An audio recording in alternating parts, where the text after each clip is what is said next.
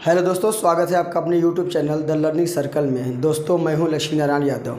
आइए दोस्तों, हम आज स्टैंडर्ड 10th एक्सरसाइज 2.2 के क्वेश्चन नंबर 2 के बारे में बात करेंगे। देखिए, क्वेश्चन हमारा दिया गया है, एक द्विघात बहुपद ज्ञात कीजिए जिसके शून्यकों के योग तथा गुणनफल दी गई संख्याएँ हैं। देखिए यहाँ पे इसके 6 पार्ट हैं, 1, 2, 3, 4, 5 और 6, 6 पार्ट हैं। इन 6 पार्ट को बारी बारी से हम द्विघात समीकरण, द्विघात बहुपद बना के दिखाते हैं। देखिए, आपको एक चीज़ मालूम होना चाहिए, मैंने बताया भी था कि द्विघात बहुपद का जो मानक रूप होता है, द्विघात बहुपद का मानक रूप होता है ax² plus bx plus c। बस इतनी बात आप याद रखिए। इसके बाद हम a, b और c जो हमारे ये गुणांक हैं, x² का गुणांक, x का गुणांक और अचर पद, ये तीनों चीज़ों को हम इन्हीं में से फाइंड करेंगे और डायरेक्ट उठा के इसमें हम रख देते हैं, हमारा द्विघात बहुपद बन जाएगा। देखिए कैसे। पहला क्वेश्चन हम पहला सॉल्व करते हैं। ये देखो यहाँ पे लिखा है शून्यकों का योग तथा गुणनफल दिया है, तो मतलब जो पहली संख्या होगी वह शून्यकों के योग को दर्शाएगी, ठीक है। और शून्यकों के योग का सूत्र होता है अल्फ़ा प्लस बीटा बराबर -b/a, तो इसको लिख सकते हैं -b/a। पहली कंडीशन हो गई। शून्यकों का गुणनफल है अल्फ़ा इंटू बीटा बराबर, ये क्या है, -1। इसके बटे में कुछ नहीं है तो हम हर में 1 लिख सकते हैं, ये हम स्वतंत्र हैं, बराबर c/a होता है, ठीक है। अब इसी में से आपको a, b व c के मान मिलेंगे।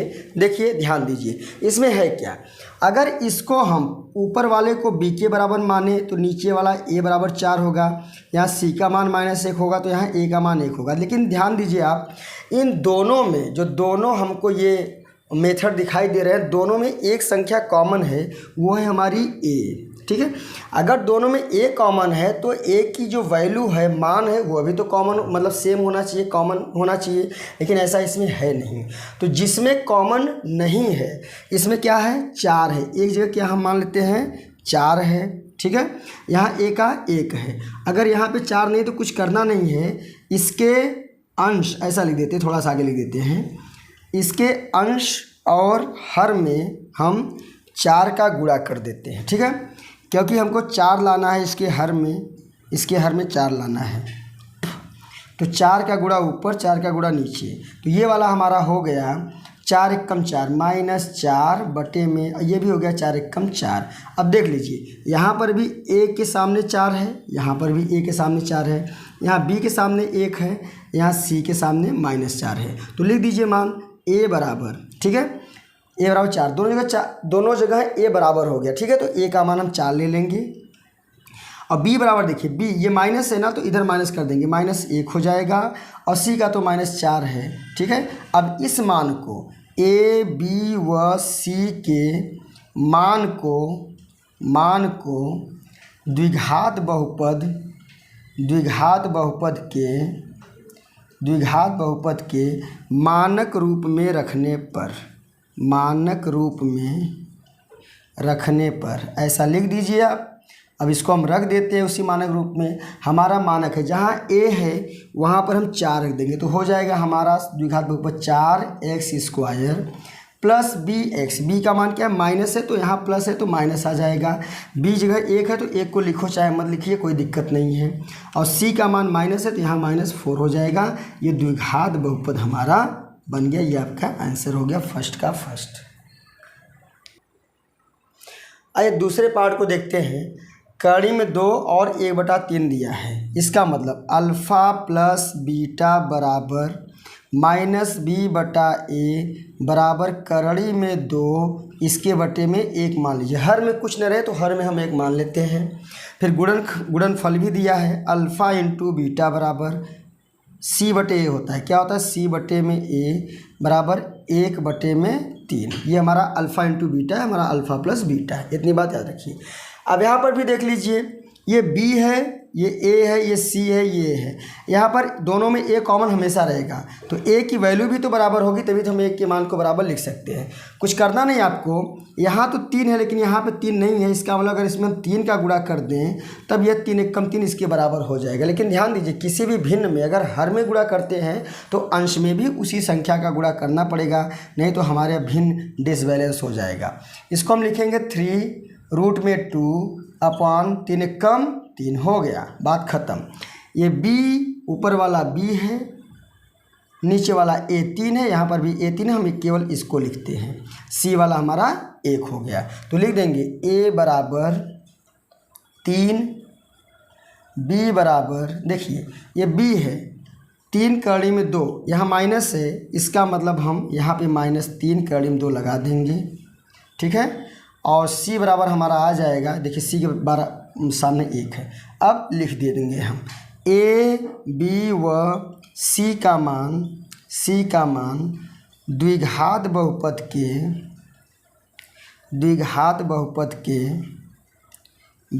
के मानक रूप में रखने पर हमको द्विघात बहुपद मिल जाएगा, ठीक है। चलिए, द्विघात बहुपद आपका यही है, ax² + bx + c। मैं मिटाया नहीं, वहीं पे रख दीजिए। a का मान क्या रखेंगे यहाँ पे 3, तो x² इसको लिख देंगे। b का मान हमारा -3 कड़ी में 2, तो लिख देंगे -3 कड़ी में 2 इंटू x है, तो x लिख देंगे। c का मान हमारा आया है 1, तो प्लस हम यहाँ रख देंगे 1। ये हमारा द्विघात बहुपद बन गया। आइए हम इसी के तीसरे वाले पार्ट की चर्चा करते हैं। तीसरा वाला पार्ट हमारा है, देख लीजिए, ठीक है। अब तीसरे वाले पार्ट के बारे में हम बात करते हैं।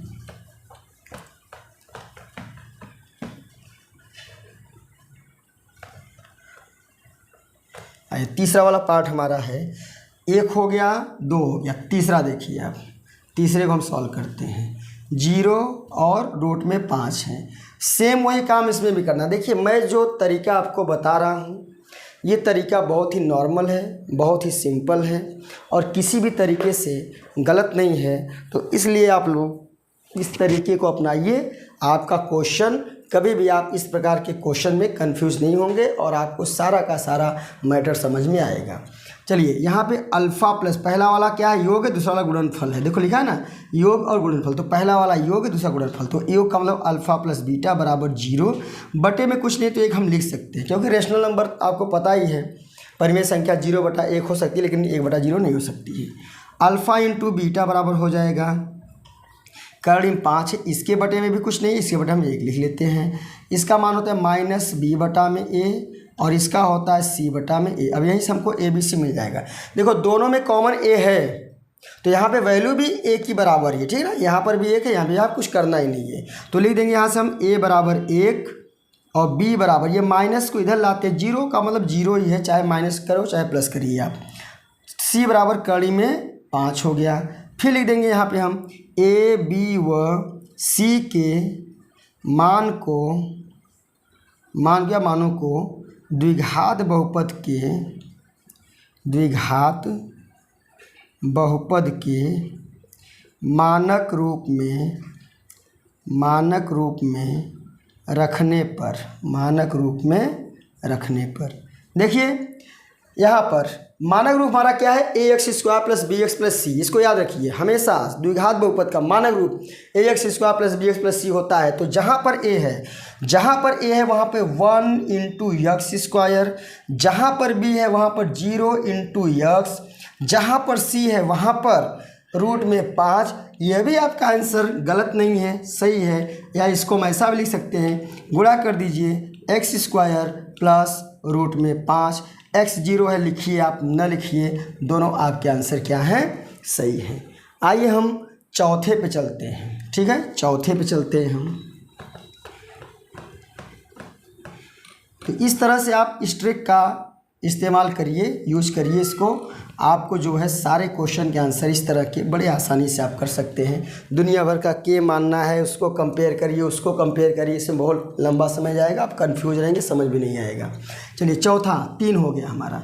चौथा नंबर हम देखते हैं। चौथा नंबर दिया है 1 और 1, मतलब अल्फ़ा प्लस बीटा बराबर 1/1 हम लिख सकते हैं, बार बार बता रहा हूँ।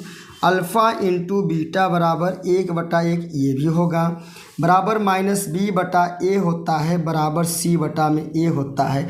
यहाँ तो देखिए दोनों a कॉमन है, दोनों का मान a मिल भी रहा है, इसके सामने है ना, देख लीजिए इसके सामने है, और b इसके सामने है और c इसके सामने है।